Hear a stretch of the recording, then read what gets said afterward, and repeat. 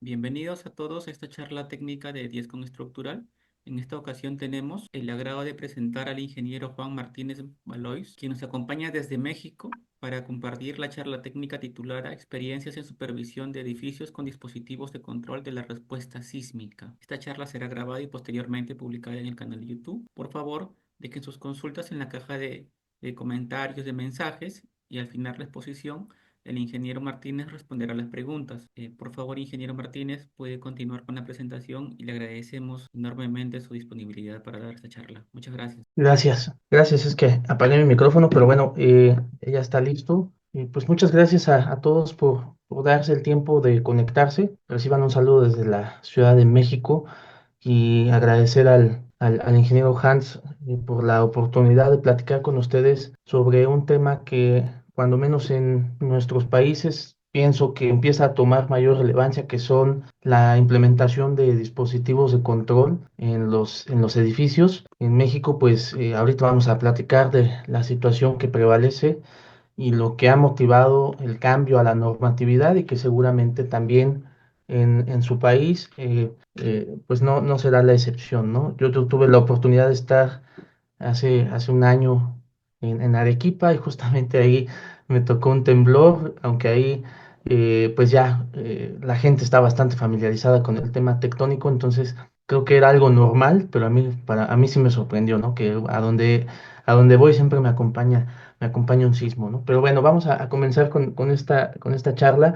Yo voy a apagar, me gusta apagar mi video. Yo pensaría que nos centremos más en el material que se va a proyectar y que al final de que igualmente quede grabado.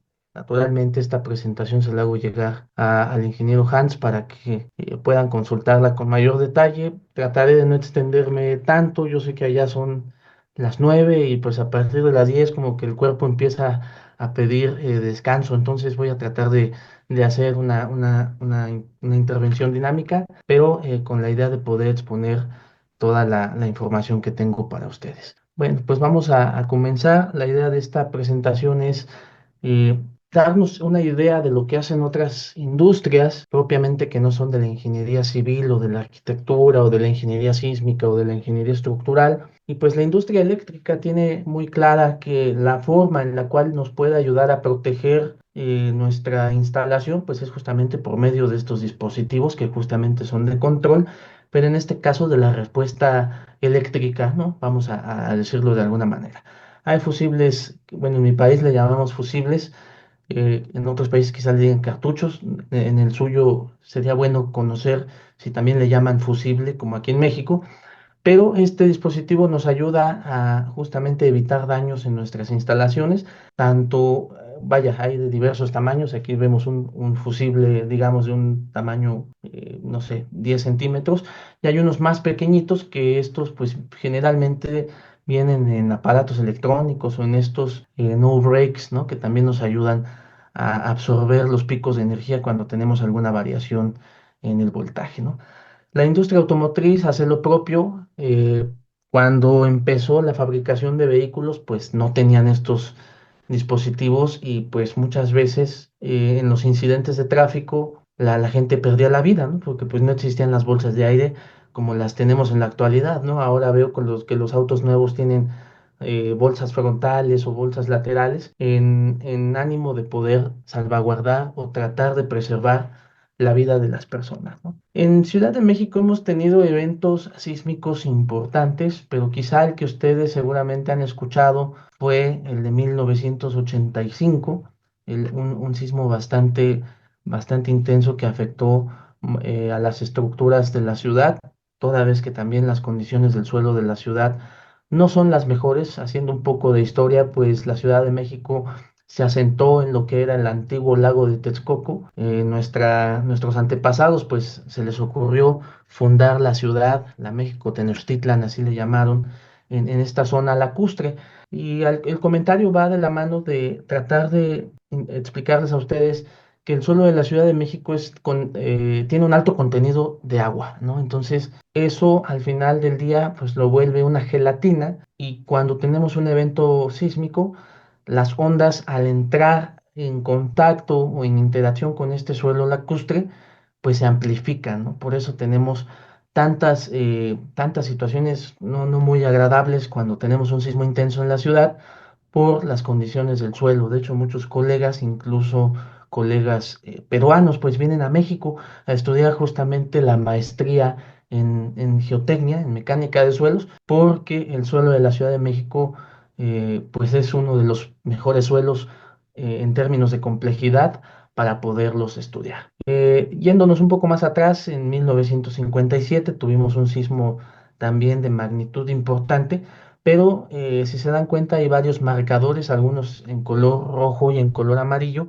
que significan estructuras que colapsaron o que sufrieron una serie de daños importantes, ¿no? Nuevamente en México en 2017, eso ya nos tocó a una generación más próxima a la mía, nos tocó este sismo intenso y vean ustedes la cantidad de edificios, cada puntito en color amarillo, rojo o naranja son estructuras que sufrieron daño y coincide justamente con el perímetro de lo que era, lo que ya les comentaba, el antiguo lago de Texcoco. Todavía tenemos algunos cuerpos de agua en estas zonas, ya muy menores, aquí igual hay algunos otros cuerpos de agua que nos evidencian que pues es quizá la cicatriz que tenemos de lo que fue el lago de Texcoco, pero que nos causa bastante conflicto en términos de dinámica de suelos, ¿no? Entonces, pues bueno, esta imagen retrata o trata de evidenciar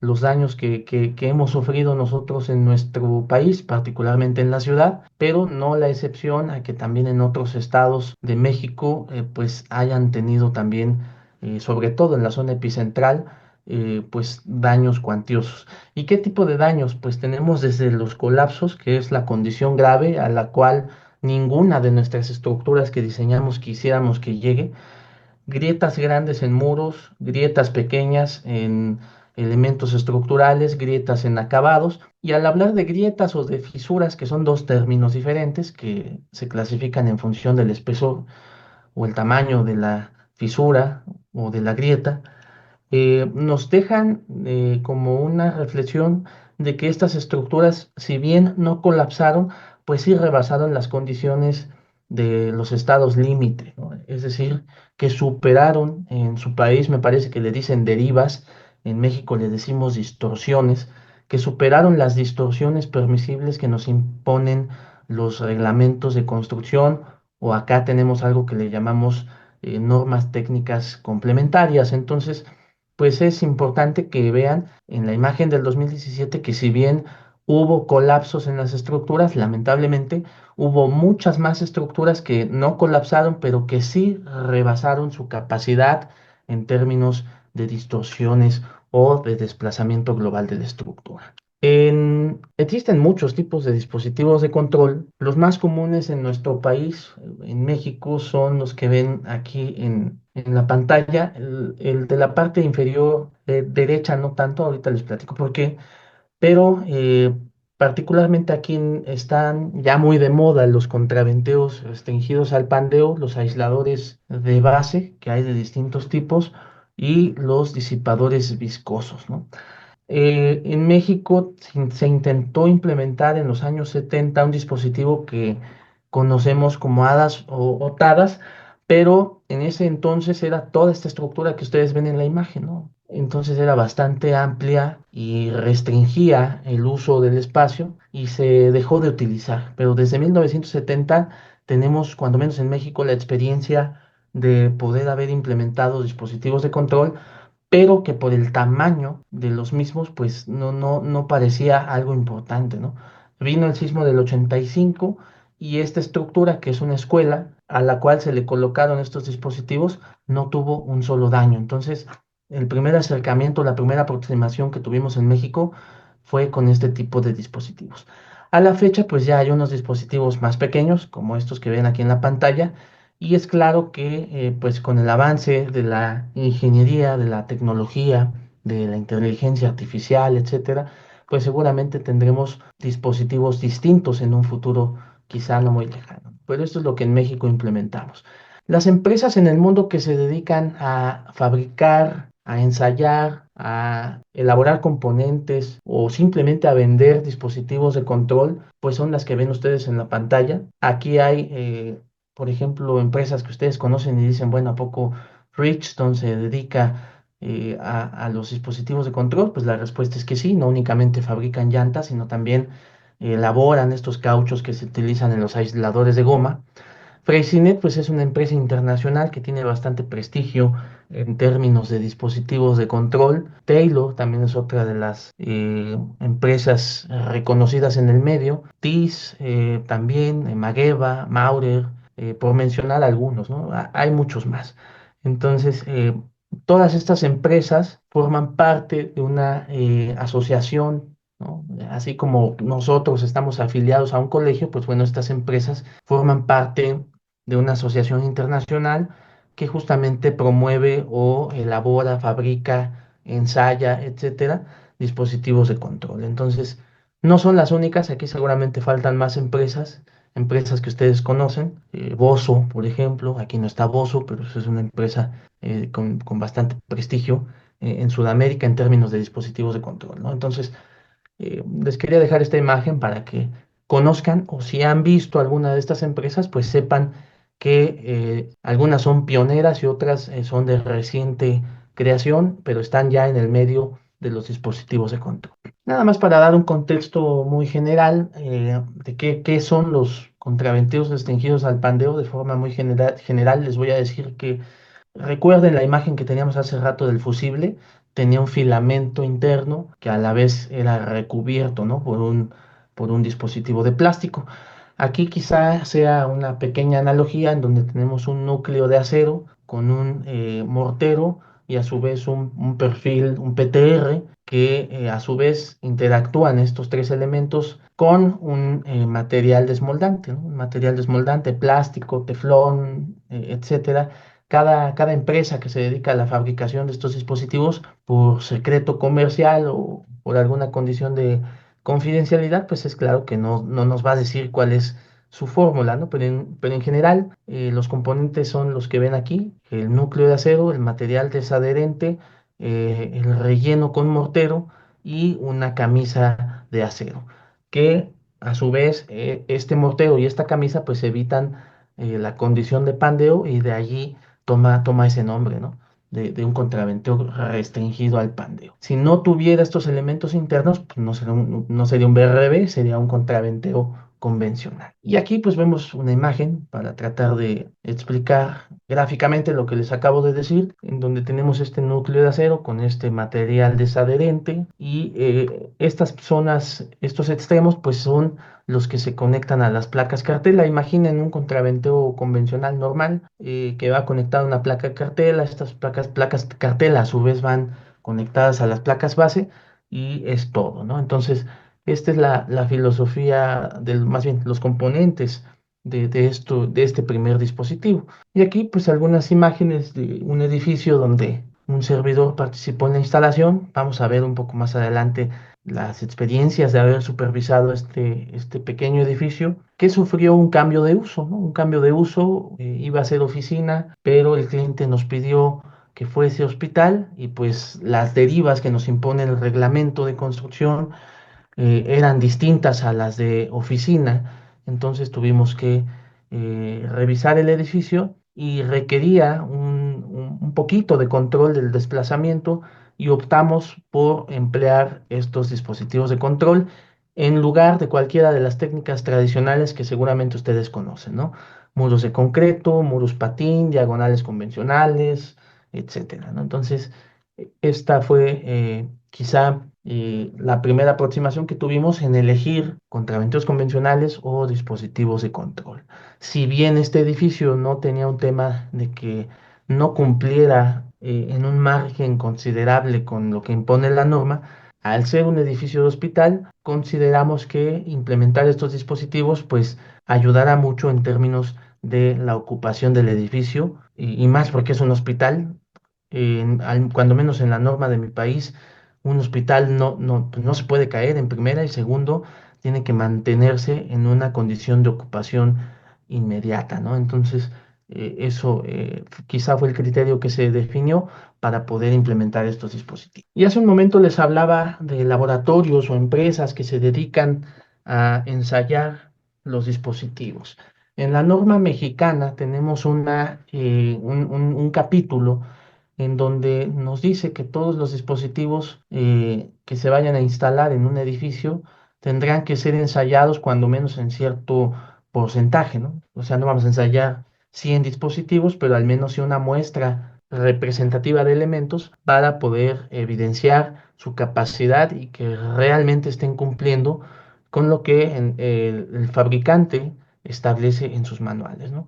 Esto es importante. Si ustedes implementan algún dispositivo de este tipo, están con todo derecho de exigir al fabricante que les muestre evidencia de que hayan realizado pruebas experimentales para validar el comportamiento de los mismos. Y aquí les muestro esta gráfica que seguramente ya la han visto. Esta es cortesía de la empresa Quasar, también es una empresa mexicana. Ellos no fabrican, pero sí son pioneros en haber implementado en México los primeros dispositivos del tipo deslizante, aisladores de base del tipo deslizante. Vamos a ver más al ratito acerca de ellos, pero esta gráfica creo que es bastante relevante y cada uno de nosotros como ingenieros estructurales, no sé si haya arquitectos, ojalá que sí, siempre es importante que los colegas arquitectos comiencen a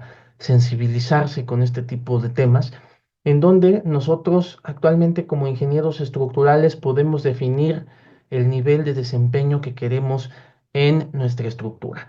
La condición ideal pues sería la parte operacional, en donde el edificio no tiene ningún daño que se puede utilizar posteriormente al evento sísmico, pero en mi país tenemos dos límites que nos impone la norma técnica. El primero es de ocupación inmediata y el de seguridad de vida, pero al que no debemos llegar es a la prevención de colapsos, ¿no? Ahí es la última parte de la gráfica en donde ya vamos a tener daños severos. El edificio va mucho más allá de una reparación factible en términos económicos y pues no es un escenario en donde querramos llegar, ¿no? Vean ustedes si hacemos una relación entre la fuerza y deformación, pues para llegar a este punto la deformación del edificio ya debe ser mayúscula, ¿no? Entonces es una condición en la que no queremos llegar. La norma que nos permite, bueno, determinar una estructura que va a estar en condición de seguridad debida, pero va a tener daños moderados y se va a tener que reparar y no se va a poder utilizar. El sinónimo de esto es que el edificio va a estar cerrado 2 meses, 3 meses, 6 meses.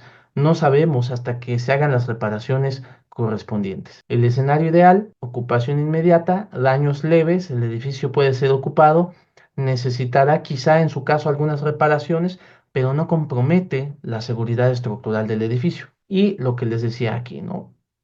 Quizá más bien todos debiéramos estar con la idea de que diseñemos estructuras en términos de condiciones operacionales en donde tengamos daños muy leves y el edificio pueda ser utilizado. Pero aquí el tema es algo que siempre me dicen en otras charlas, que el tener una estructura con esta condición es una estructura entre comillas cara, y tenerla más o menos en esta zona pues es una estructura más barata.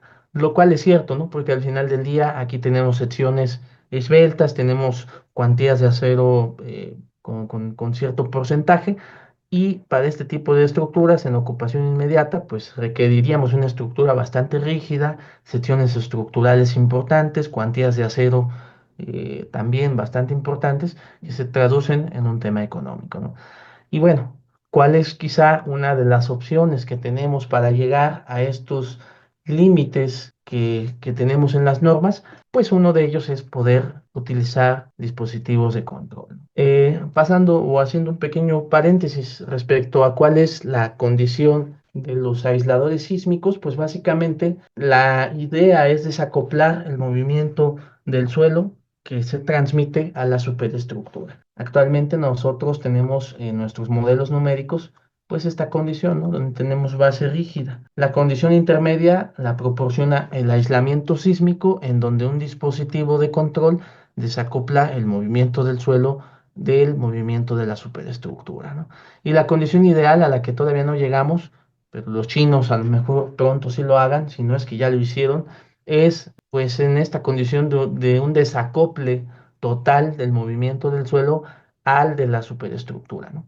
En donde la estructura literal se mantenga flotante, ¿no? Entonces, todavía no llegamos aquí, ojalá nos dé la vida para llegar a ver ese tipo de ingeniería, pero en este momento, en 2025, ya tenemos esta opción para poder proteger a nuestras estructuras mediante el aislamiento sísmico o el aislamiento de base.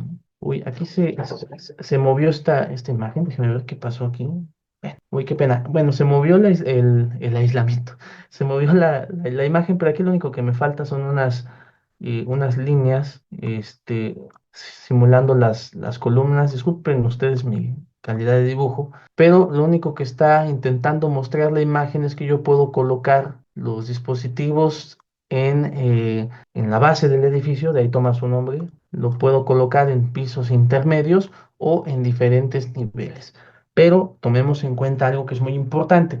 Para eso debemos tener espacio con nuestro vecino, ¿no? Porque si no, pues no vamos a poder colocar estos dispositivos, ¿no? Aquí tenemos, bueno, con mucha imaginación el vecino y nos va a estorbar el desplazamiento del edificio, se llama, o lo conocemos aquí como desplazamiento total máximo, con el colindante. Entonces, si tenemos un proyecto donde vamos a utilizar estos dispositivos, consideremos que vamos a tener que estar un tanto restringidos perimetralmente al desplazamiento de los aisladores y que debemos considerar eso en nuestro proyecto. ¿Cuáles son las ventajas de implementar dispositivos de este tipo? Pues primero se van a reducir las fuerzas de diseño, se va a aumentar el desplazamiento en el sistema de aislamiento, o sea, aquí abajo, vamos a reducir los daños en los contenidos, ¿no?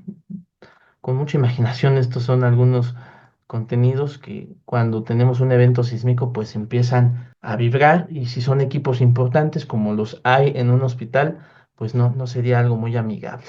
Y a su vez, cuando utilizamos este tipo de dispositivos de control, podemos reducir el tamaño de elementos principales, traves y columnas, y es ahí donde se puede traducir en cierto ahorro, ¿no? Lo cual es cierto, si nosotros desacoplamos el movimiento del suelo, ya no se va a transmitir la misma fuerza dinámica a la superestructura. Entonces, es notable que sea posible reducir el tamaño de los elementos estructurales. Les comentaba acerca de las pruebas. Siempre es importante que el proveedor de este dispositivo sea la marca, la empresa que sea, mexicana, europea, española, quien sea, debe realizar estos ensayos o estas pruebas experimentales, ¿no? Aquí en este caso fue en el Instituto de Ingeniería de la Universidad Nacional Autónoma de México, donde se hicieron estos prototipos en escala real para medir o revisar el comportamiento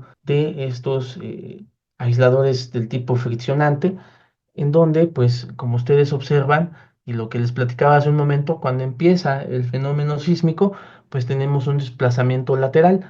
Entonces, debemos considerar eso en el proyecto para poder implementar estos dispositivos. Y bueno, estas imágenes son cortesía de la empresa mexicana Dampo Systems, que están dedicados al diseño, a la fabricación y a la implementación de estos dispositivos en donde podemos comenzar a ver las partes de estos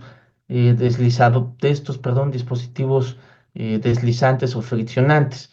Están compuestos por dos placas, una placa inferior, una placa superior, que le conocemos acá como platos, que a su vez tienen un núcleo que es un núcleo de acero deslizante y sus elementos, ¿no? Esto aquí en la pantalla no se ve como, ahora sí que como se ve en la realidad, pero esta es una superficie con cierta concavidad, ¿no? Tanto en el plato inferior como en el plato superior tienen esta concavidad. Esto es un disco de acero inoxidable. Aquí, bueno, no se ve cómo está fijo, pero en realidad se colocan unas plaquitas de conexión con algunos tornillos y a su vez este núcleo de acero tiene un polímero de alta resistencia, ¿no? Este polímero, cada una de las empresas tiene, digamos que los componentes de su polímero, pero que a su vez interactúa con este material, con este acero inoxidable, y cuando estamos ya en el evento sísmico, lo que sucede es que se rompe la fricción entre este polímero y este material deslizante que es acero inoxidable, y por medio de fricción pues empieza a disipar también la energía, ¿no? Todo esto es cóncavo. Aquí en este corte espero que se alcance a visualizar, ¿no?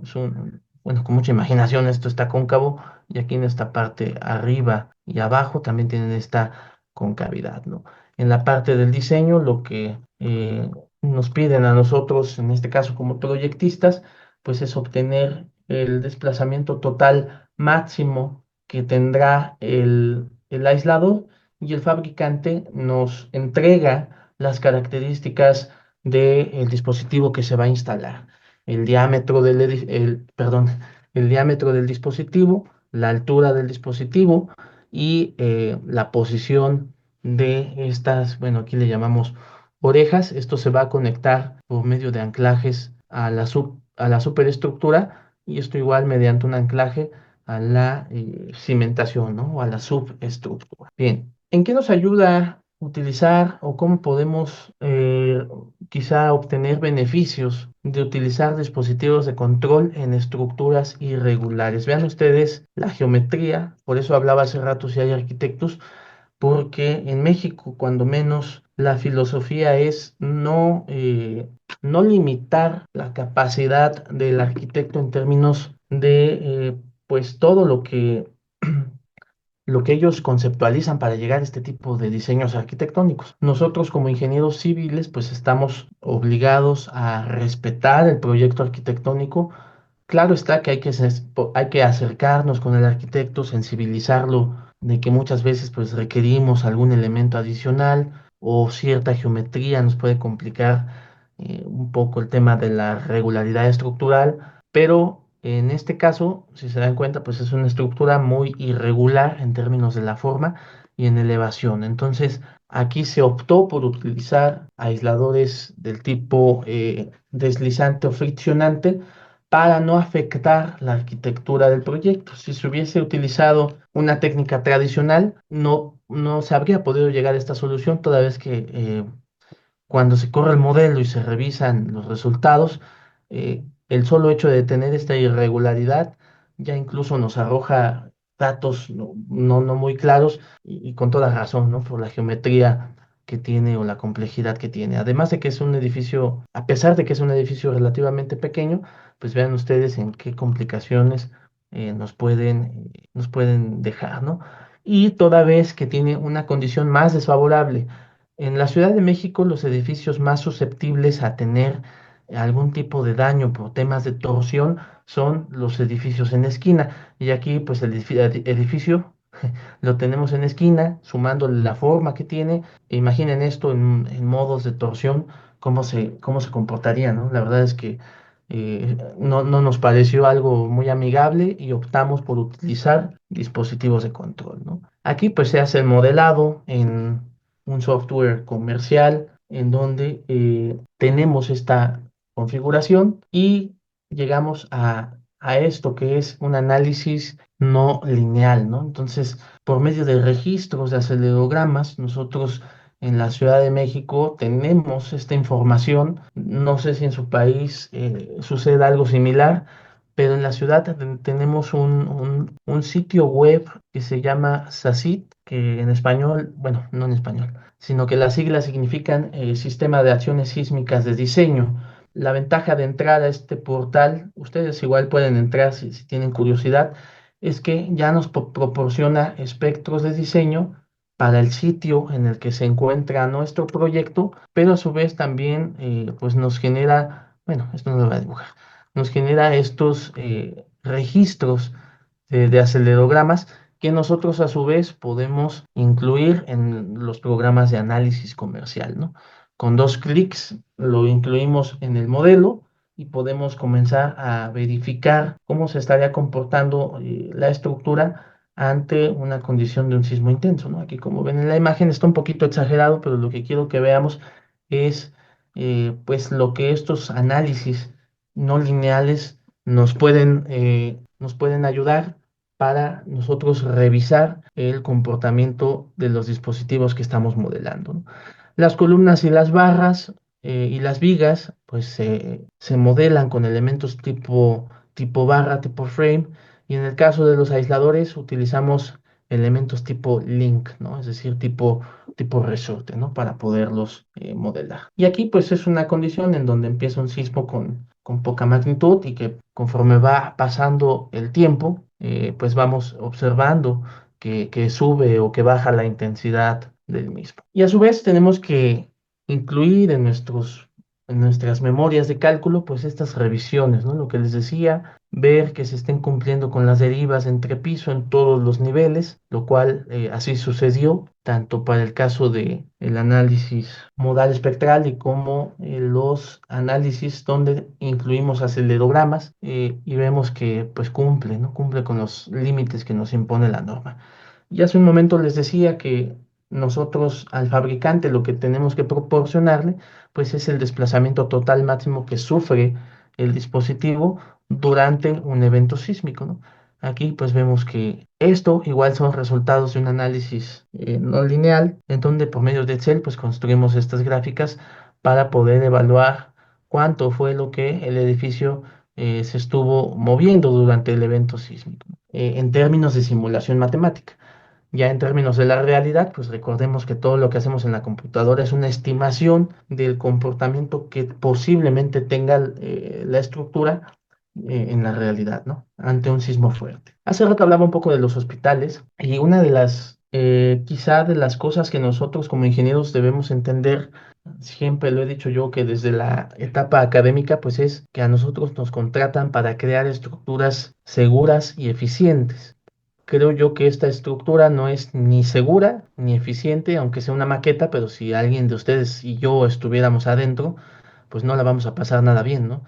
Entonces es una estructura deficiente, se desplaza muchísimo, las columnas en planta baja tienen una condición de falla por corte y los contenidos, ¿no? ¿Qué son los contenidos? Pues todo esto que vemos en la imagen, las camas, el mobiliario, el equipo, etcétera, ¿no? Entonces, vean el daño en la base de las columnas, es un daño cuantioso, y bueno, son varias cosas que aquí se conjugaron, pero esto es una maqueta. Si alguien de nosotros, por mala suerte, nos toca estar en un lugar de este tipo, pues es claro que no nos vamos a divertir mucho por lo que vamos a percibir acerca del temblor. Pero ¿qué sucede si incluimos dispositivos de control? En este caso es de la marca Bulco, es un aislador de goma que está conectado por medio de estos tornillos y de esta placa de acero a la subestructura y a su vez en la parte superior pues también tenemos algunas tuercas para conectar las anclas a la superestructura.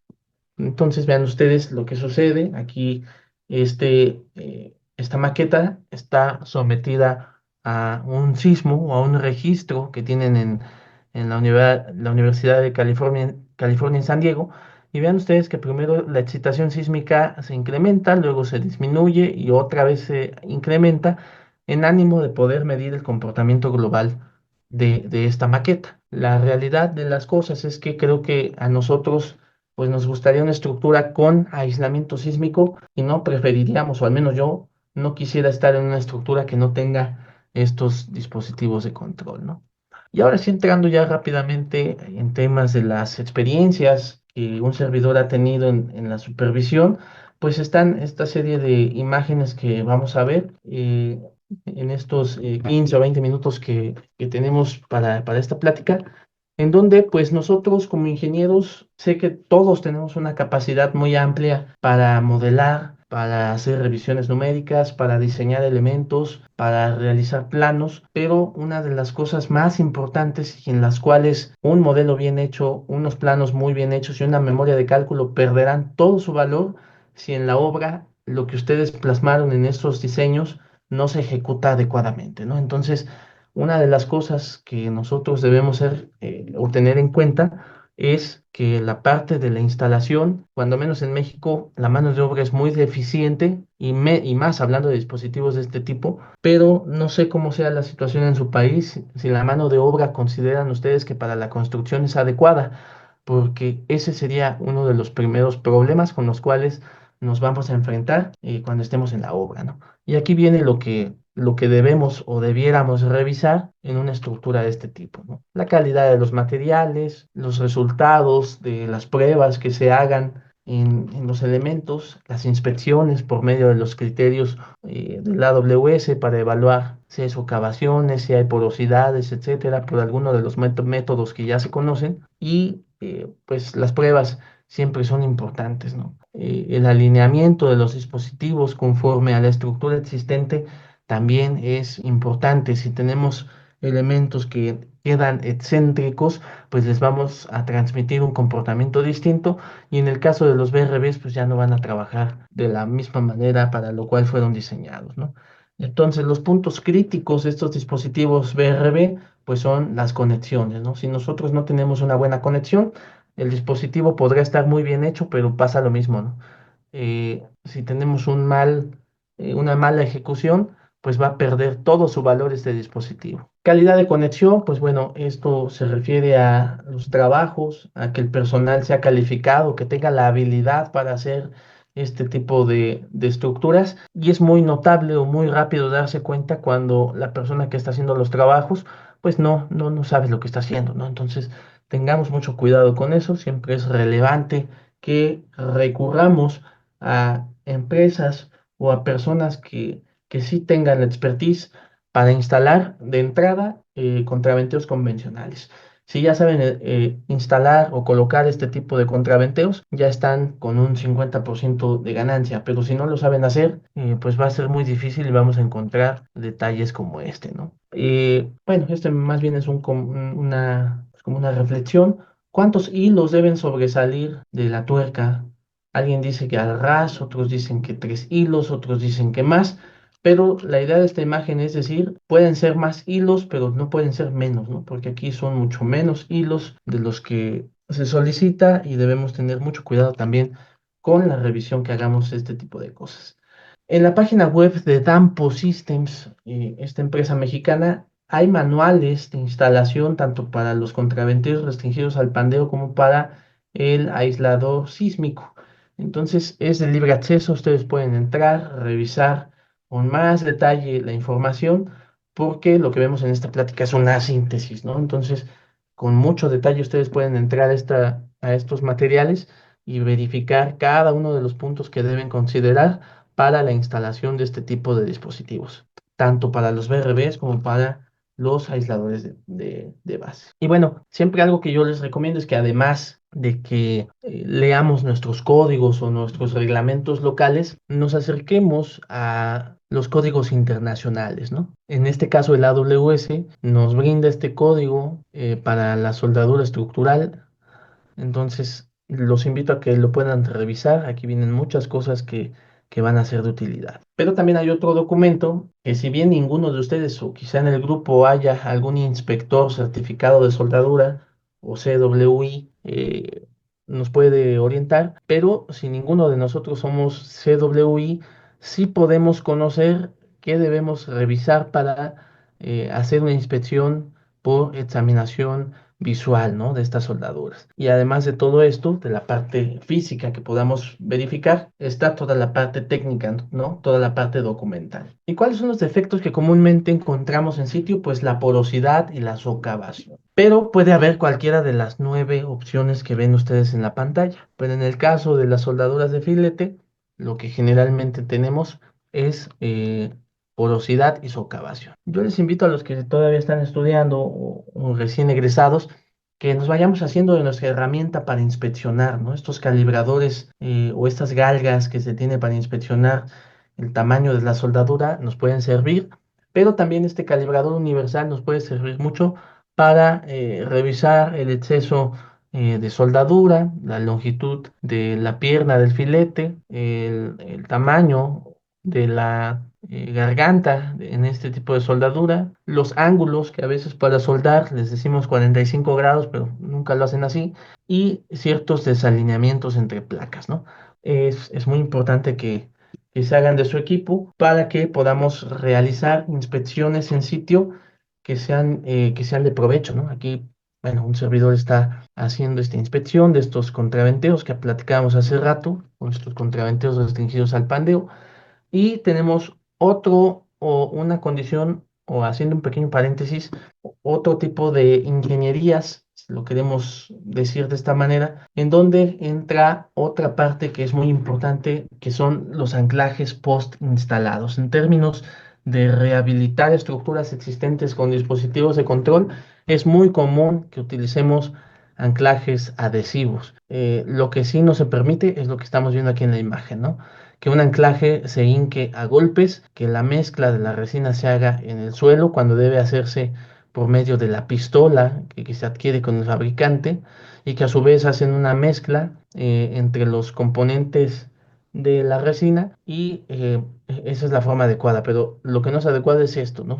Verter la resina sobre un plástico en el suelo y de ahí medio va a darle una pequeña capa de resina a la barra y colocarla en el barreno. Eso no se permite, es una mala práctica. Y hace ratito les hablaba de este calibrador universal y vean ustedes que pues nos ayuda a medir estos tamaños de la garganta en las soldaduras, con lo cual pues nosotros verificamos si este refuerzo es suficiente o requiere de otro o más pasos con soldadura, ¿no? Entonces es importante que ustedes tengan en cuenta eso. Y siempre van a suceder algunos asuntos en la obra como por ejemplo aplicación de exceso de calor a esta pequeña placa de conexión, pero que si seguimos los procesos adecuados para la dirección de las soldaduras, nosotros podemos llegar a recuperar este tipo de piezas, ya no se van a pandear, ya no se van a dañar. Y para mayor detalle, o si alguien me pregunta de dónde saqué estos dibujos, pues están en este documento, ¿no? De la empresa Lincoln Electric, de bastante prestigio en términos de equipos de soldadura, etcétera. También otra cosa que les recomiendo es que puedan adquirir un pequeño nivel láser, lo venden en las plataformas de compras que todos conocemos, pues para verificar el alineamiento de los dispositivos, ¿no? Pero también se pueden ayudar de este nivel de mano, así le llamamos aquí en México, o niveleta, en donde por medio de la posición de la burbuja nosotros podemos evaluar la inclinación del elemento o de los elementos de los dispositivos, ¿no? Y bueno, el famoso ultrasonido, ¿no? Ultrasonido, estas soldaduras de penetración completa para verificar que la fusión haya sido adecuada. La aplicación de líquidos penetrantes también generalmente en soldaduras de filete, en donde pues aquí en la imagen se puede evidenciar rápidamente dónde es que tenemos cierto daño.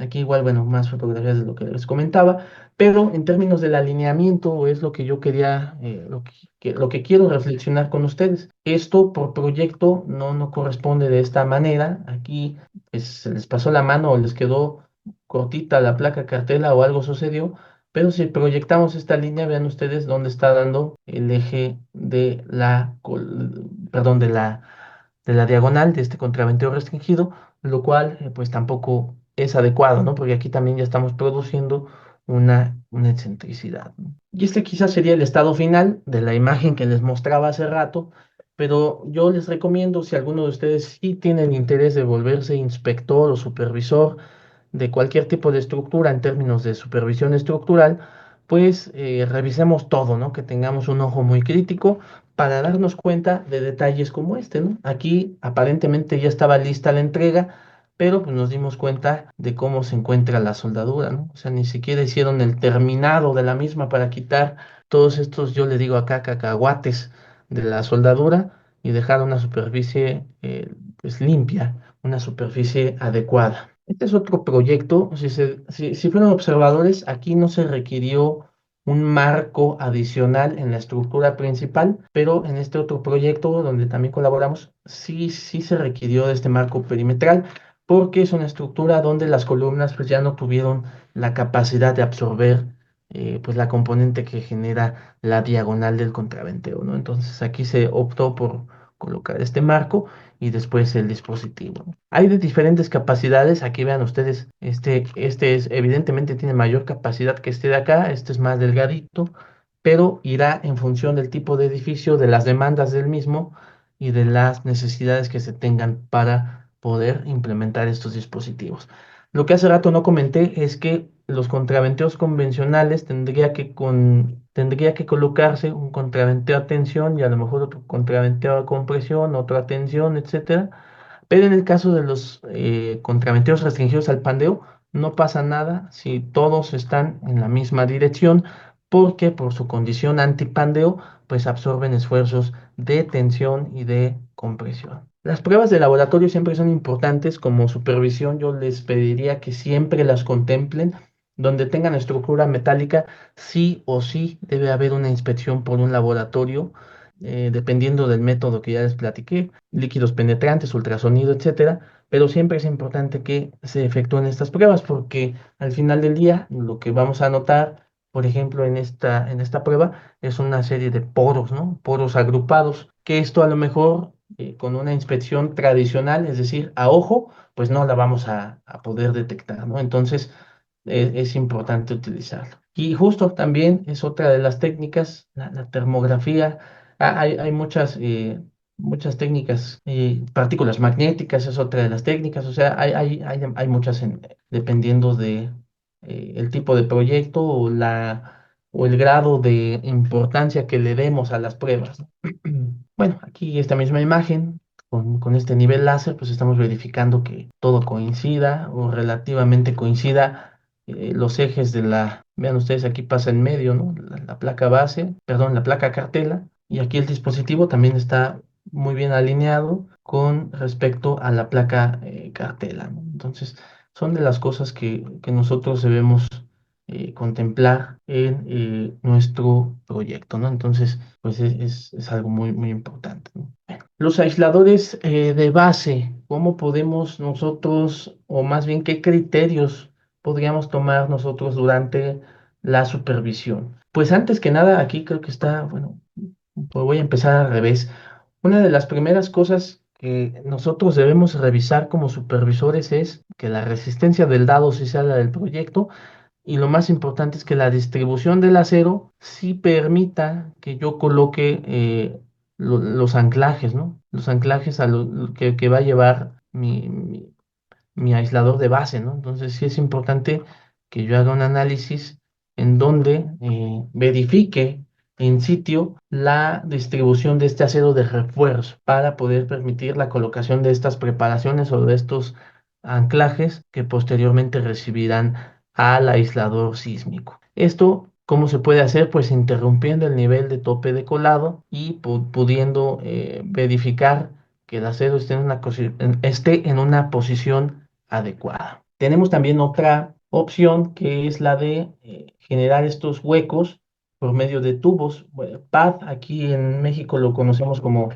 poliestireno de alta densidad, pero es un tubo corrugado, ¿no? Un tubo corrugado que se introduce de forma estratégica para que cuando lleguemos con el aislador lo podamos colocar, y una vez colocado en el espacio que queda entre el acero y el concreto, se coloque un mortero sin contracción o mejor conocido como grout. Siempre es importante considerarlo, sobre todo cuando se va a apoyar en una estructura de concreto, en la cual lo ideal es que la superficie esté perfectamente plana, pero la realidad es que pues eso difícilmente sucede, ¿no?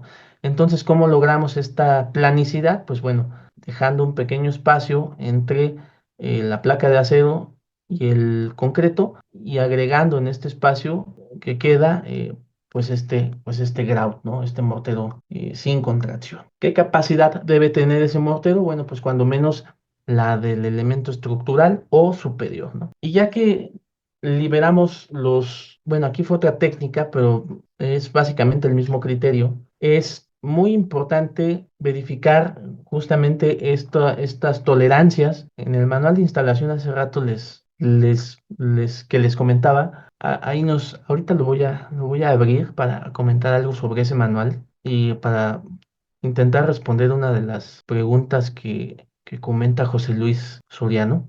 Pero en términos generales, hay muy poca tolerancia y casi es una tolerancia nula en términos de inclinación que pueda tener este pedestal de concreto o en este caso esta placa.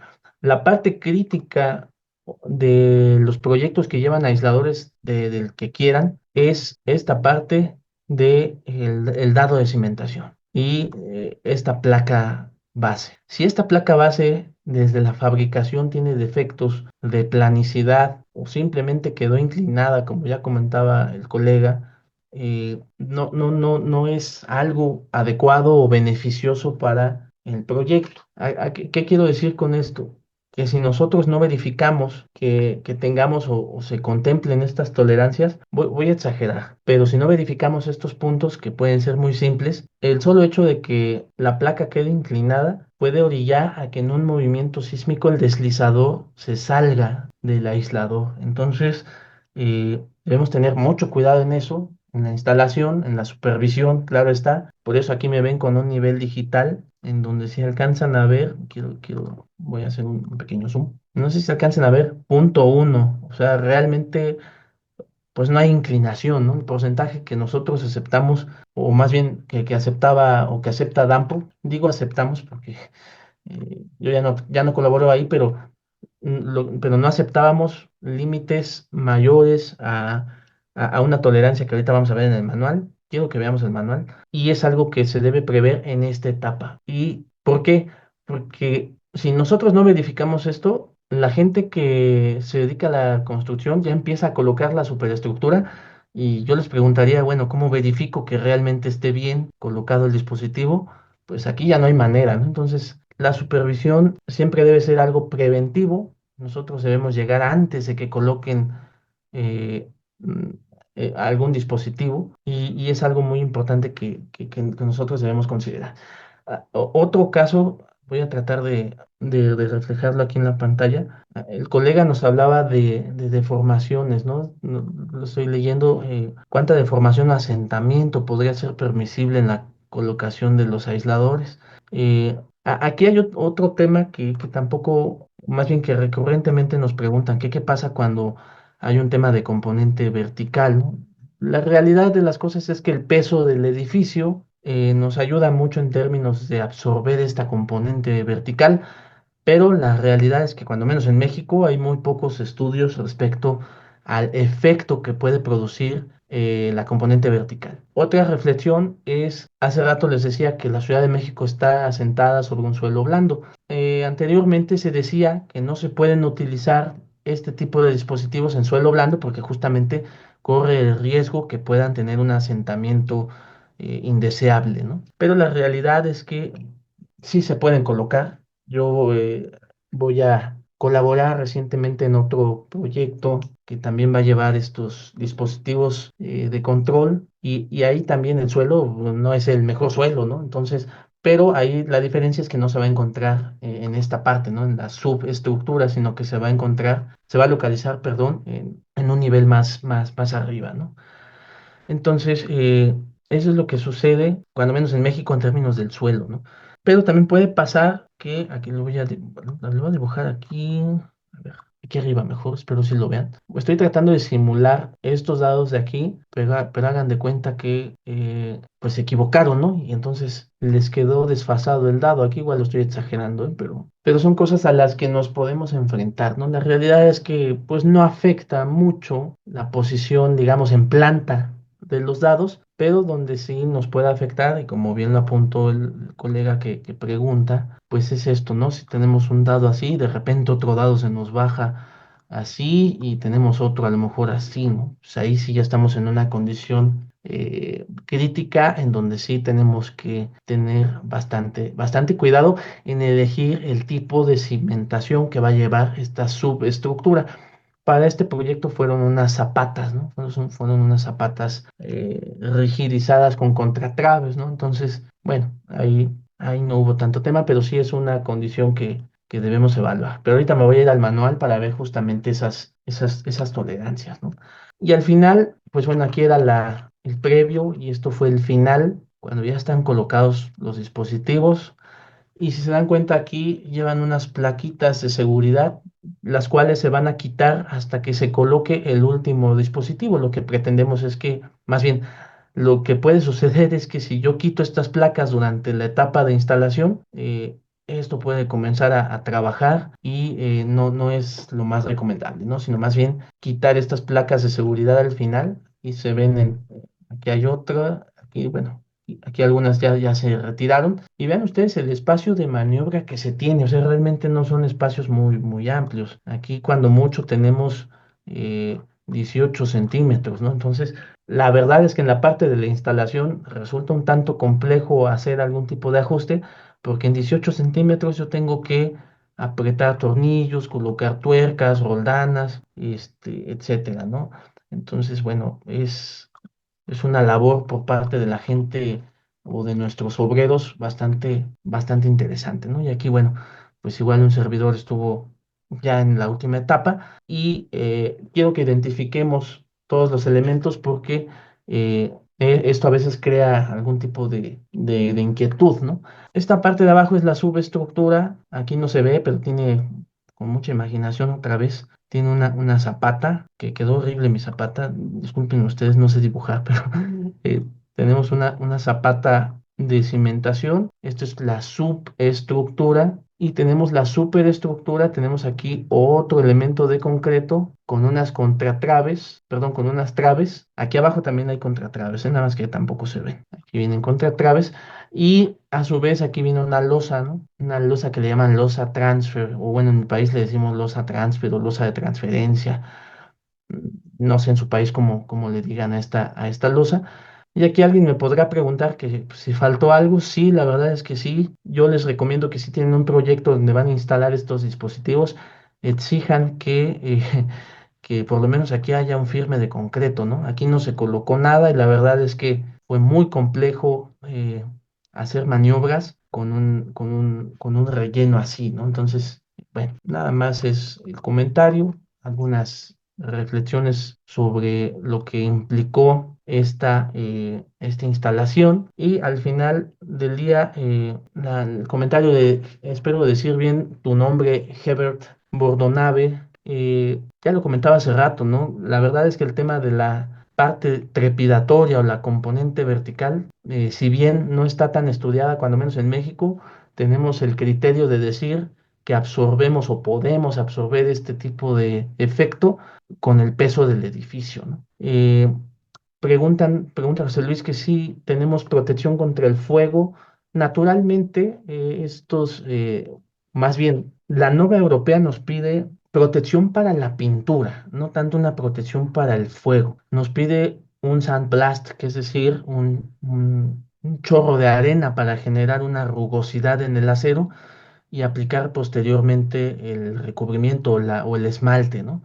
Contrafuego, no, que yo conozca, que yo sepa, cuando menos estos dispositivos de esta empresa mexicana en este proyecto no se consideró una protección contra el fuego, pero sí se considera una protección para que pues, no se meta el polvo y la humedad, etcétera, ¿no?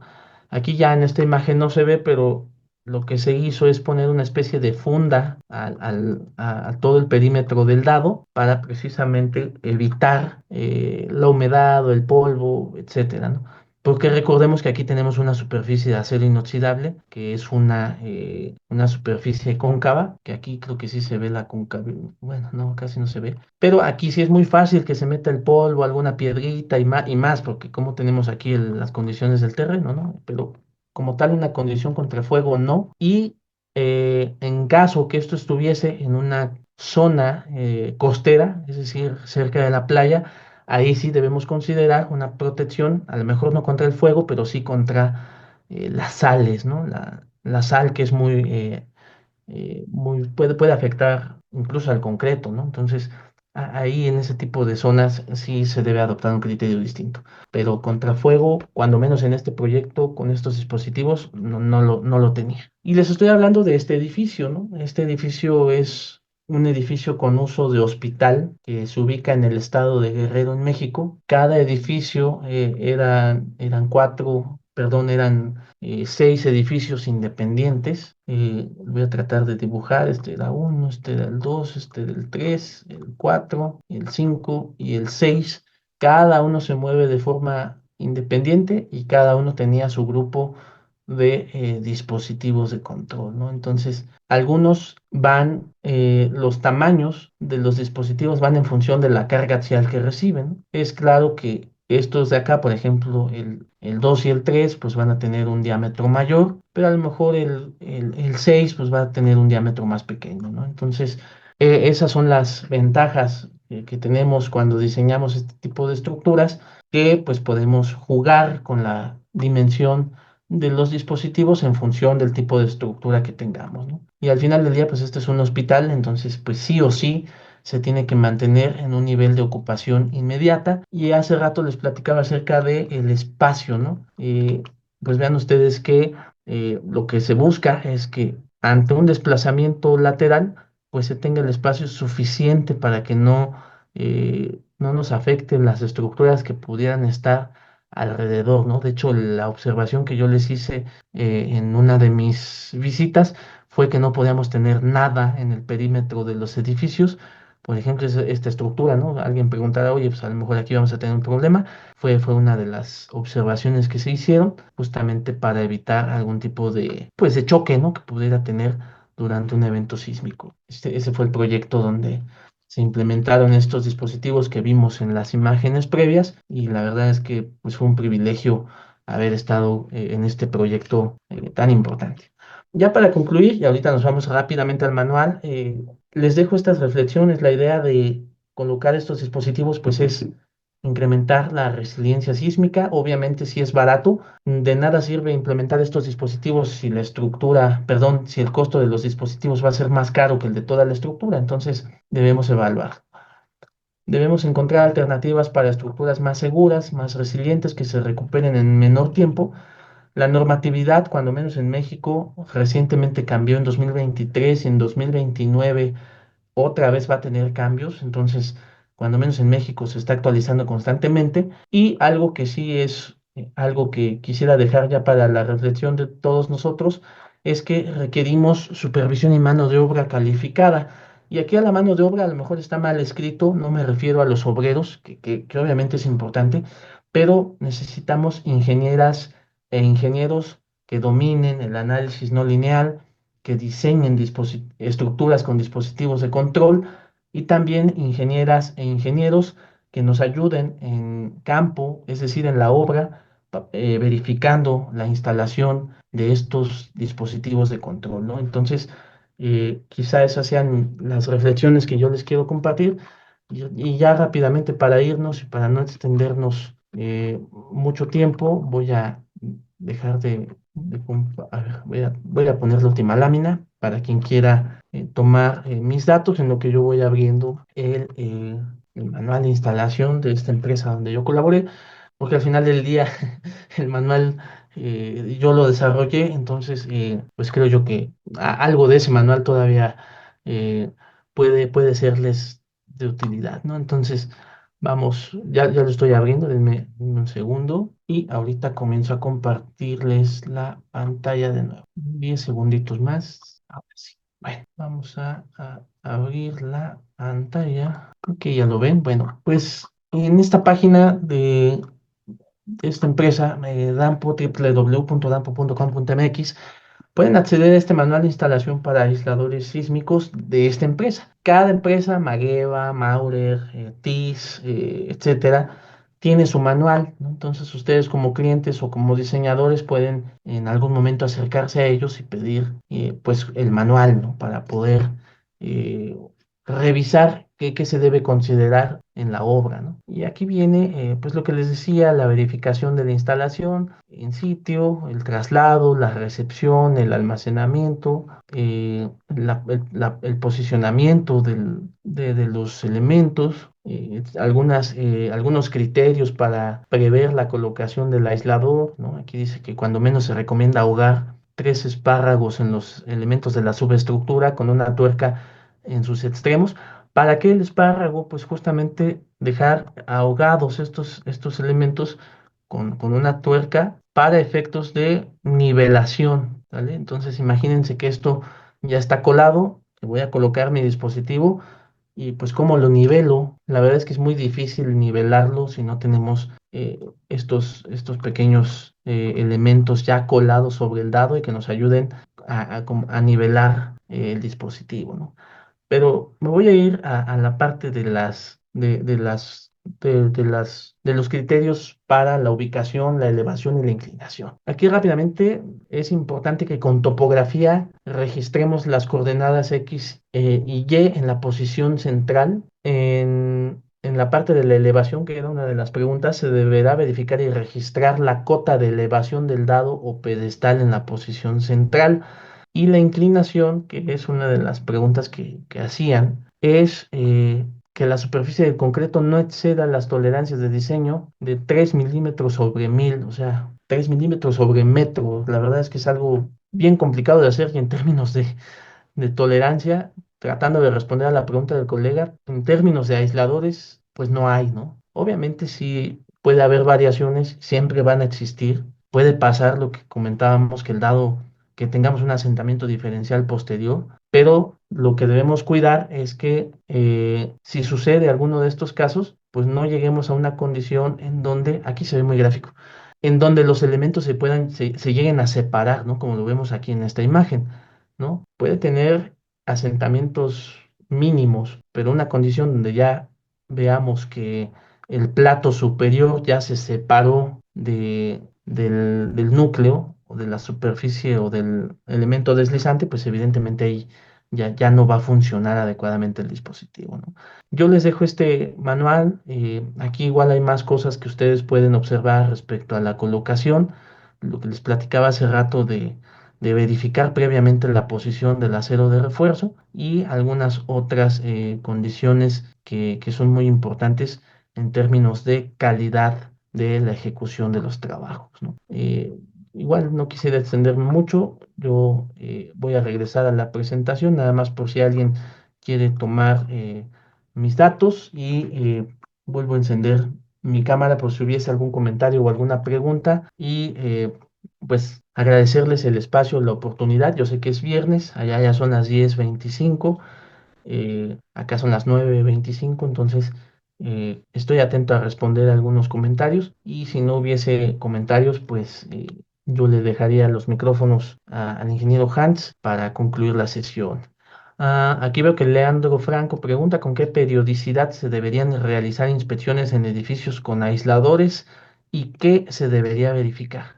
Bueno, voy a tratar más bien voy a hablar de los dos dispositivos, de los VRBs y de los aisladores. En la norma mexicana se deben verificar después de un sismo intenso, es decir, aquellos temblores que superen más de 90 Galts y cada 5 años, ¿no? ¿Con qué periodicidad? Cada 5 años o después de un sismo intenso mayor a 90 Galts, hablando de la Ciudad de México. ¿Qué se debe verificar en el caso de los BRBs? Pues claro está que en la camisa no se haya pandeado, que no tengamos algo, algún saliente o algún tema en el dispositivo y obviamente en las conexiones, ¿no? Si tenemos algún pandeo de la placa cartela, etcétera, pues bueno, tendremos que hacer lo más seguro que pueda fallar en un BRB sean las conexiones, pero no el dispositivo. Si falla el dispositivo, pues obviamente ahí pues si yo fuese fabricante, pues estaría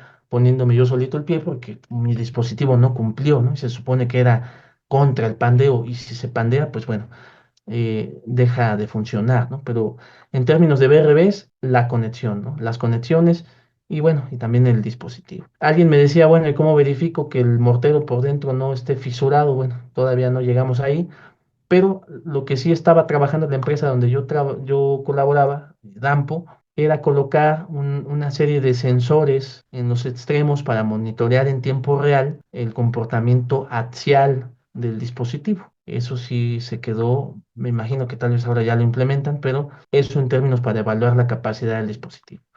Y en el aislador, lo que se debe verificar, pues es justamente lo que ya platiqué hace rato, que pues el dispositivo no sufra algún tipo de asentamiento, que no tenga alguna variación en su configuración, que los elementos no van a estar en su lugar. Eso sí, quiero aclararlo. Hay una cosa que se llama capacidad de recentreo de los aisladores, es decir, que quede en el mismo lugar. Pero la realidad es que cuando tengamos el evento sísmico, muy seguramente el deslizador, es decir, lo que está dentro, pues nos quede por aquí, ¿no? O nos quede por acá y no pasa nada. Lo importante es que, lo que ya les decía hace rato, pues estos elementos, que esta separación sí se mantenga, esta distancia entre platos sí se mantenga. Si esto se empieza a abrir, pues lo que les decía hace rato, ¿no? Si se empiezan a separar los elementos, pues el dispositivo no va a funcionar adecuadamente. Pero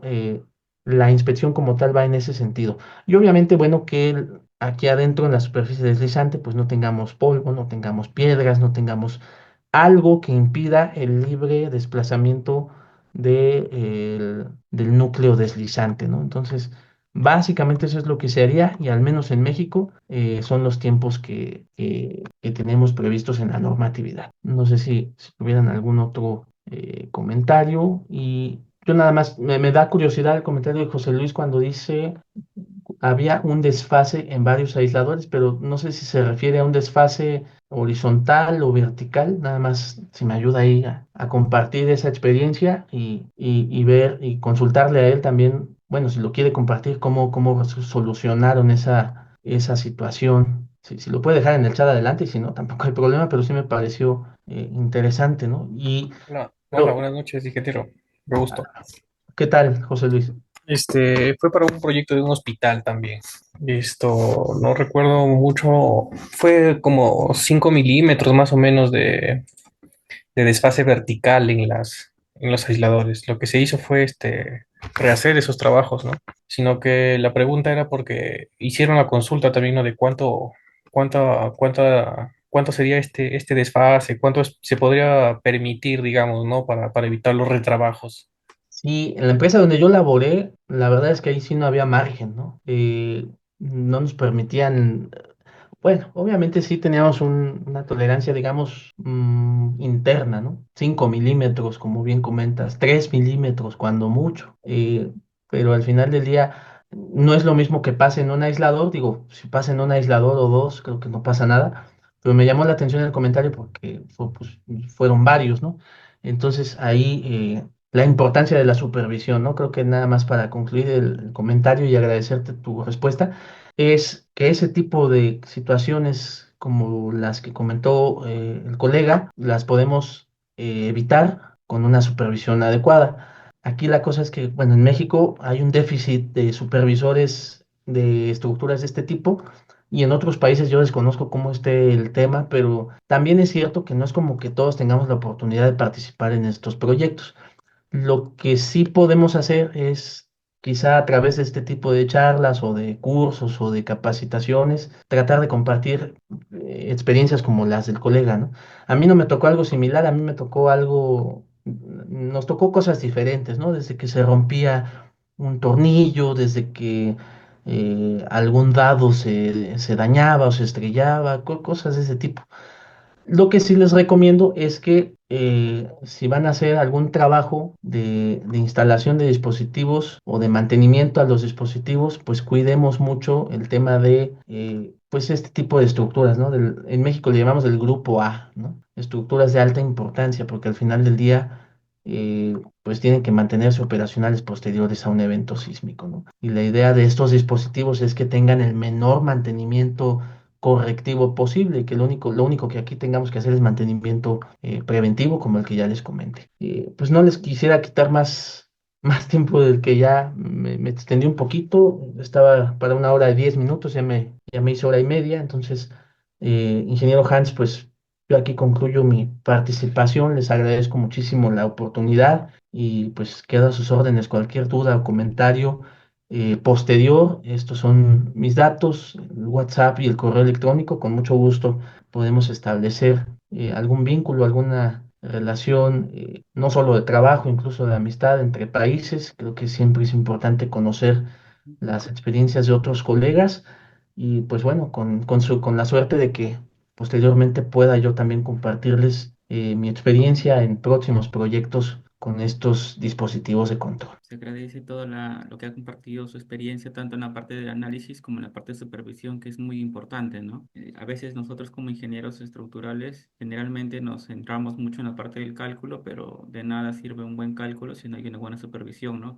O hay una buena ejecución en obra, ¿no? De lo que usted comentó, ingeniero, por ejemplo, a mí también me ha tocado ver en la experiencia en supervisión, por ejemplo, específicamente cuando trabajamos con aisladores elastoméricos, los de goma, a veces ellos necesitan son más robustos que los aisladores de fricción, ¿no? Entonces, me ha tocado Sí, también experiencia de que estos aisladores de elastoméricos necesitan una gran base, ¿no? Una gran base, un gran pedestal, una gran base de concreto. Entonces, por ejemplo, me tocó también como experiencia cuando supervisé la instalación de sus aisladores. Como usted comentó, debajo del aislador viene una placa base metálica y debajo de la placa base metálica viene un concreto sin retracción, que es el grout, ¿no? ujú, Entonces, cuando uno hace el vaciado del grout, el grout, por más que sea un grout cero contracción, siempre va a formar unas lagunitas que llaman, o sea, no es fácil garantizar que el grout debajo de la placa base va a ser totalmente horizontal, ¿no? claro. Entonces, cuando uno hace el vaciado del grout, después va a quedar unos vacíos. Entonces, la duda es cuánto, cuántos de esos vacíos, cuántas de esas lagunas son aceptables, ¿no? Viendo la normativa del ACI, indicaba que por ejemplo, para el montaje de máquinas y de aisladores, daban un 95%, ¿no? O sea, estos vacíos no pueden ser más que el 5% de la superficie total del grado, ¿no? Ya Sí, queda a juicio del ingeniero supervisor o del contratista o del proyectista si acepta ese 5%, porque capaz para un tema de aisladores necesitamos que sea una superficie completamente homogénea para que haya una transmisión de esfuerzos en la carga del aislador a la superficie, pero sí, yo estaba investigando y la normativa americana, el ACI te da específicamente la IC 351, ¿no? Te da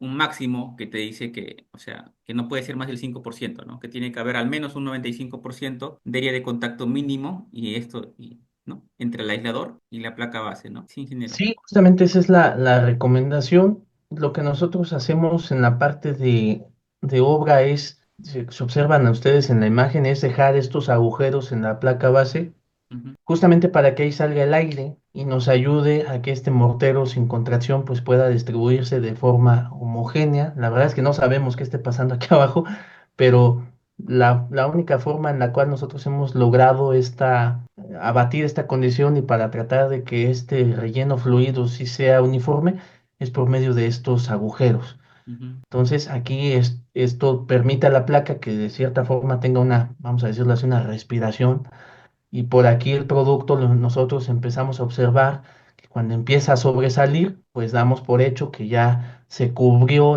el área de contacto, ¿no? Entonces, eso es lo que nosotros hacemos en términos de obra, ¿no? Pero pues, la realidad es que es algo que sí es importante cuidar, porque es cierto, cuando nosotros hemos hecho, o bueno, yo en la experiencia también hice algunos retiros de placa, justamente lo que se comenta es que abajo pues tenemos todo esto así, ¿no? Entonces, digamos que este espectro de esta imagen toda rara es la zona donde no está llegando el mortero, ¿no? Todo se queda en la orilla, ujú, pero si no inspeccionamos esa parte que bien comenta, pues vamos a tener esto, ¿no? Entonces, aquí en México lo que hacemos es ayudarnos con estas perforaciones en las placas para que el material o el grout comience a sobresalir y una vez que observamos que ya sobresalió, pues damos por entendido que se está cumpliendo la correcta distribución del producto, ¿no? Ha sido también complicado medir ese en 5% porque teníamos que sumar pequeñas áreas, hasta que Sí, tipo. es muy difícil, la Es verdad es que es muy difícil, de difícil. verdad, es complicado. Ujú. La otra experiencia que también tuve en la supervisión de los dispositivos, fue ingeniero, que también como síndico es importante compartirlo, fue cuando, o sea, me tocó trabajar con dos tipos de deslizadores, ¿no? Dos deslizadores que son fijos en un lado y deslizantes en una parte, los que tienen el deslizador fijo en el plato superior y deslizante en el inferior, y los deslizadores que son deslizantes en ambos platos, ¿no? En el superior y en el inferior. Entonces, acá es algo que sucedió en un hospital acá en Perú. Seguramente fue porque el proyectista lo indicó. Se solicitó que los deslizadores sean los que son tipo móviles en el plato superior y en el inferior. Entonces, ahí cuando se instala el deslizador y después de la instalación del deslizador vemos, bueno, yo no estaba en la supervisión, yo estaba en la parte del peritaje. El deslizador entre los platos estaba desplazado, sin sismo, en el proceso constructivo. O sea, estaba desplazado el deslizador entre los dos platos. Estaba desplazado, ¿cuánto sería? Pues unos 10 centímetros más o menos desplazado de su eje, de su centro, y presentaba cierta inclinación, o sea, entre la abertura de los platos entre un lado y el otro presentaba cierta inclinación. Le consultamos al proyectista, al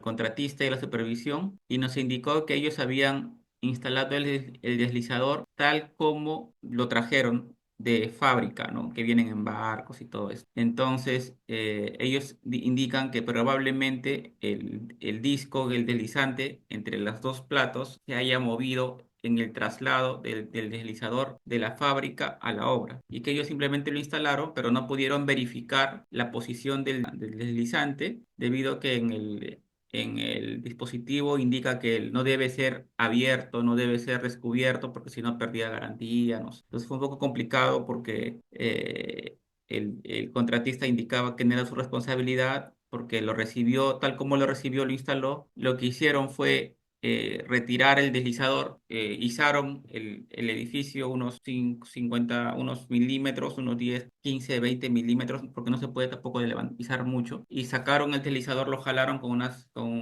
máquinas y claro, tuvieron que demoler un poco los capiteles, los pedestales. Sacaron el deslizante, lo corrigieron, pero el fabricante dio el visto bueno que estaba todavía en buen estado y que podía ser usado, ¿no? Pero sí, hay que tener cuidado, o sea, en mi criterio y en mi experiencia, lo que saco de ahí hay que tener mucho cuidado con lo que recibimos en obra y lo que instalamos, ¿no? No sé cuál es su opinión de eso, ingeniero. Sí, justamente otra de las cosas que también ahí entra la parte de la supervisión es inspeccionar el proceso de transporte, ¿no? De los dispositivos, porque justamente si las distancias son largas, es natural que como van estivados uno sobre otro, pues hay movimientos, ¿no? Que ya de origen traen los dispositivos y que ya vengan movidas los componentes, ¿no? Eso es algo muy común y a veces el fabricante pues no nos va a dejar abrir el dispositivo para yo acomodar la superficie deslizante y luego poner el plato y demás, ¿no? Entonces, sí es algo que hay que tener mucha precaución en la recepción, también justamente ver qué estamos recibiendo, en qué condiciones. Ujú, Lo que se hacía es recibir, medir la distancia que teníamos entre placas, porque sí, de origen algunos ya venían movidos, ¿no? Entonces ujú, ahí pues sí teníamos un problema. Digo, yo como empresa pues lo puedo resolver, ¿no? Si tengo las herramientas y demás.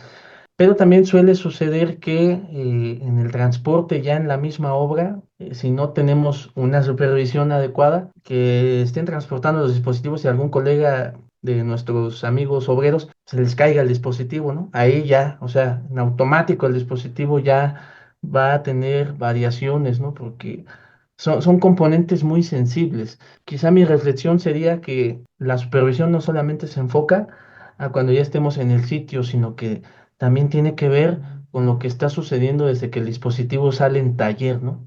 Entonces, va más allá de lo que instalamos en la obra, sino desde que vamos al taller, desde que vemos cómo se está haciendo el embalaje, etcétera. Y hoy en día los fabricantes son muy cuidadosos ya en eso. Ellos ya bueno, no sé cómo sea en Perú, pero al menos aquí en México ya mandan una cajita, todo muy bien embalado, o sea, muy bien protegido.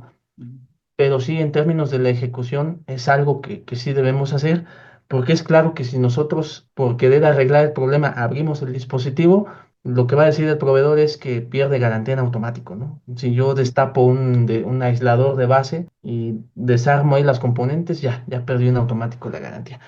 Y lo malo de todo esto es que no son dispositivos baratos, ¿no? Son dispositivos que no cuestan barato, es que quería decir una cantidad, pero no, que si no me voy a comprometer. Entonces, no son dispositivos baratos, sino son dispositivos que sí tienen un grado de cuidado desde el personal, ¿no? O sea, el personal debe estar consciente que no va a instalar un PTR convencional, ¿no? Que no le va a pasar nada si se cae al suelo, ¿no? Pero estos dispositivos sí son muy delicados. Quizá eso me faltó decir en la presentación, que son dispositivos que al ser muy delicados requieren una mano de obra especializada y una supervisión especializada, ¿no? O sea, colegas que sí tengamos o tengan la experiencia para este tipo de proyectos, ¿no? Pero sí, justo, ese sería mi comentario. Sí, Acá en Perú hemos tenido la mala fortuna de tener hace un mes un accidente que se cayó un techo metálico producto de la corrosión que hubo en los anclajes, ¿no? sí, sí, qué Entonces, pena. muchas veces nosotros como ingenieros, yo creo que hay que colocar un poco más de lo que sale a veces porque, o tener un factor de seguridad o un factor de castigo por corrosión, porque dependiendo de la zona en donde nos ubiquemos, ¿no? Porque a veces estamos en una zona que hay mucha humedad, una zona agresiva para los metales, entonces los anclajes se corroen rápidamente y las estructuras metálicas en general no fallan porque falla el elemento, sino generalmente fallan porque falló su conexión, ¿no? Sus apoyos, ¿no? Entonces hay que Sí. tener, usted comentó también, ¿no? Que la protección a la corrosión, ¿no? De los elementos metálicos, ¿no? Como son los BRBs o los Ujú. disipadores. Sí, es importante. Yo lo que hago en las memorias, bueno, de las memorias de cálculo de mis proyectos es que yo se pongo un apartado de que, pues si no se da un mantenimiento preventivo a la estructura, pues no es responsabilidad del proyectista estructural, porque al final del día, a veces hasta por cuestiones que ya no vamos a ver, o sea, nosotros diseñamos un proyecto, entregamos los planos, se construye, pero a lo mejor ya no vamos a regresar a ver qué está pasando, ¿no? Entonces, sí, aquí sí tenemos bastante cuidado en hablar del tema del mantenimiento, porque es algo que no se hace y por lo que veo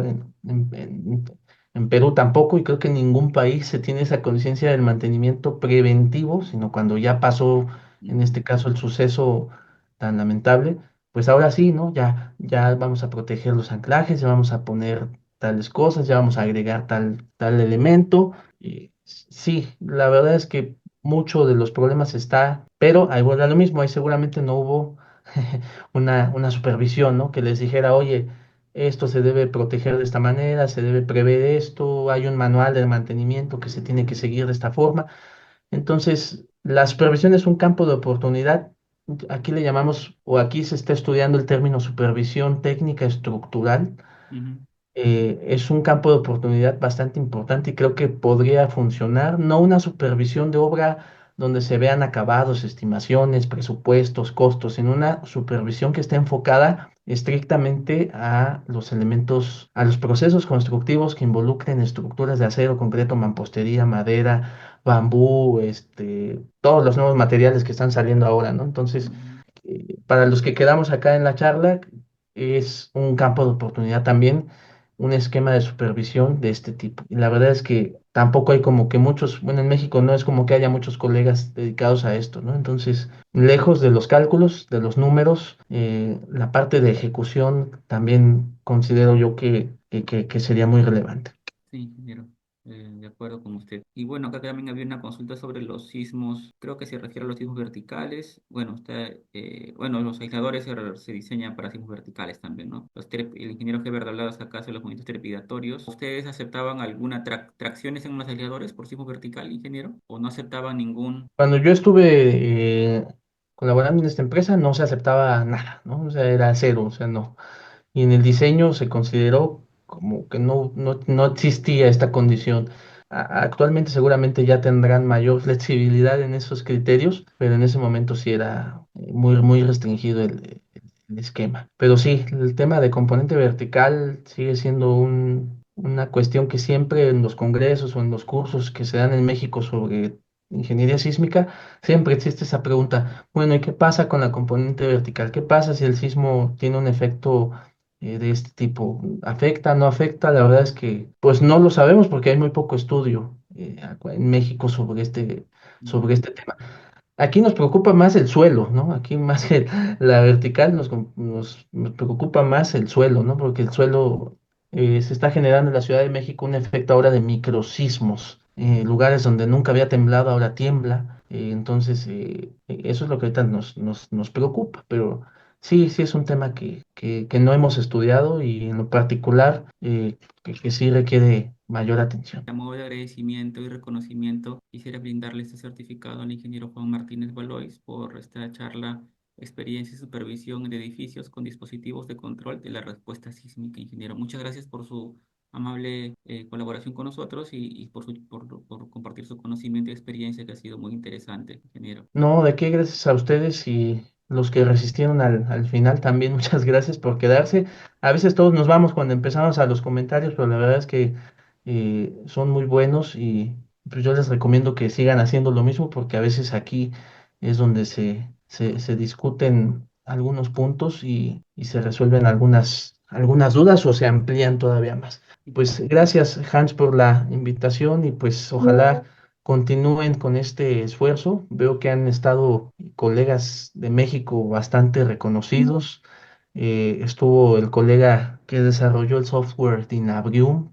Ujú. Vi que estuvo el maestro Juan Manuel Fuentes. Entonces, han tenido muy buenos colegas en estas charlas y pues sí, sigan así. La verdad es que son gratuitas, entonces pues creo que todavía mejor, ¿no? Y qué bueno que sigan compartiendo experiencia y que nos den la oportunidad de platicar un ratito con ustedes. Ingeniero, muchas gracias, ingeniero, que Dios lo bendiga. Ha sido un Igualmente gustazo. a ustedes también, muchas gracias y buenas noches a todos.